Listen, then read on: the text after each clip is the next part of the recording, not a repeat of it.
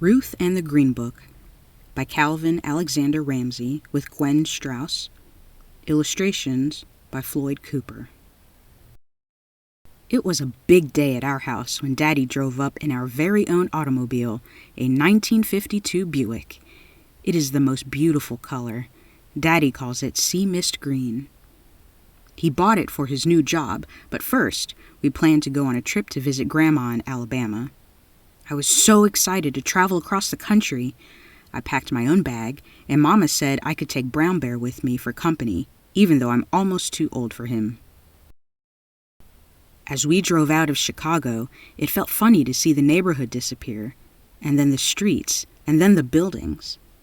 I love all the green grass and hills and trees. Daddy told lots of stories about when he was a boy in Alabama. He made us laugh. Eventually, we stopped and had a picnic lunch that Mama had packed. She had been cooking all week to get ready for the trip. After driving for a long time, we stopped at a service station to fill up on gas.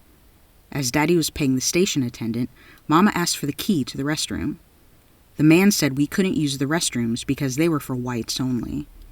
Mama and I had to go into the woods. I was embarrassed, but Mama said the people who should be ashamed of themselves were those service station owners. I was tired when Daddy stopped the automobile. I asked Mama where we were, and she said we were going to spend the night in a real hotel. We watched Daddy talking to the man behind the desk. Daddy was smiling and pointing to us, but the man shook his head and turned his back. Daddy came back out and slammed the car door. He never slammed the door before, so I knew he was mad. I wondered what happened, but I knew somehow it wasn't a good time to ask him. Mama gave me a look that said, "Ruth, just keep quiet." So that's what I did. We kept on driving through the night. Mama took a turn so Daddy could sleep. I fell asleep with Brown Bear as my pillow. We must have pulled off the road in the middle of the night because when I woke in the morning, we were all curled up in the car. I was stiff and hungry. Mama gave us cold biscuits and jam for breakfast. She said we should sing to cheer ourselves up. We sang a lot that day as we crossed the country. We had picnics at roadside stops for lunch and dinner because all the restaurants had signs in the window that said we couldn't eat there. It seemed like there were white-only signs everywhere outside of our Chicago neighborhood. I felt homesick, and I hugged Brown Bear close all day. When we crossed into Tennessee, Daddy said his friend, Eddie, lived close by. He was sure we could sleep there. Eddie was so happy to see us. He gave me a big hug and told me that he knew me when I was real little. His wife, Alice, cooked us a warm meal, and I ate too much. Daddy and Eddie used to play music in a band before they went off and fought in the war. They talked about how they traveled a lot back then and how they always had a hard time finding places to rest and eat. Daddy shook his head and said he had hoped that the war had changed things, but now he could see he was wrong. That night, I went to sleep to the sound of Daddy and Eddie playing music together. Brown Bear and I were happy to sleep in a real bed with a real pillow. The next day, as we loaded the car, I heard Eddie talking quietly to Mama and Daddy. Eddie warned them about what was ahead, someone called Jim Crow. I heard Eddie tell them that however bad it was so far, it was only going to get worse for us, maybe even dangerous, as we went farther south. Then Eddie saw me listening, and he picked me up and told me not to worry. He said that I should look out for Esso service stations along the road because the people there would be nice to us. In the car, I asked Daddy who Jim Crow was, and he explained that Jim Crow wasn't a who. It was a bunch of ugly laws forbidding blacks and whites from mixing in any way. I asked, why don't they want our business? Wasn't our money just the same? It hurt my feelings to be so unwelcome.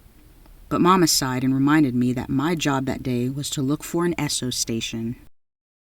I spotted an Esso station near the Georgia border and sang out for Daddy to stop. Daddy filled the car up and asked the man if he knew where we could sleep for the night. The man showed us a pamphlet called the Negro Motorist Green Book. He explained this book was started by a postman, Mr. Victor H. Green, to help black people who were traveling. It lists places in lots of states where we would be welcome to sleep, eat, shop, get a haircut, and all kinds of other information besides. Right away, Daddy bought our very own copy for 75 cents. Mama read about a place nearby called a tourist home where we could stay for the last night of our trip. Daddy called ahead, and sure enough, the lady told us to come right away. Then Mama gave me the green book and said I was in charge of keeping it. I couldn't stop reading it, all those places in all those states where we could go and not worry about being turned away. We reached the tourist home in the early evening. Mrs. Melody, the owner, gave us a big smile when she opened the door. It was like coming home, and she wouldn't even let Daddy pay her. She said she welcomed Negro travelers because it was right to help each other out. I'm going to do the same one day. The next morning, I hated to say goodbye to Mrs. Melody, but Daddy said we could be at Grandma's house that evening. That made me happy to get going again. It wasn't so easy, though. Our automobile broke down about midday in the middle of nowhere. People drove right past. I felt empty in the pit of my stomach. I hugged Brown Bear and wished we were already at Grandma's house. But Mama said not to worry. We could figure this out. She unfolded our map and told me the names of nearby towns. She said, "Ruth, look in the green book and see if you can find a place in one of these towns that will fix our car." And I did. Daddy gave me a big hug, and then he walked into town to find the garage that would help us. By the time we got the car fixed, it was too late to reach Grandma's house that day. So I looked in the green book and picked out an inn nearby that said they welcomed Negro travelers. It was a big house with lots of rooms. Most of the people there were businessmen traveling for their jobs. They each carried a green book. They said they could never do their jobs without it. We met a salesman named Jason who has traveled to all the states of the Union for his job. He told such funny stories. Mama laughed so hard she had tears rolling down her face. For the first time since we left home, we were really happy. At the inn, I met a little boy who was traveling with his mother. It was the first time he had ever left home, and I could just tell he was scared. I thought of Mrs. Melody, Victor Green, Eddie, and all the other people who had helped us, and then I decided to give Brown Bear to the boy. I told him that Brown Bear was a good traveler. I'm too old for Brown Bear now, and the little boy needed him more than I do. Then I told his mother about the green book and showed her our copy. That night, before I went to sleep, I thought about our trip. It was not what I had expected. Traveling could be scary, that's for sure. It made me sad that some people were mean to Negroes. But it helped to know that good black people all over the country had pitched in to help each other. It felt like I was part of one big family. Plus, tomorrow I would finally see Grandma and tell her what a great Green Book guide I had been.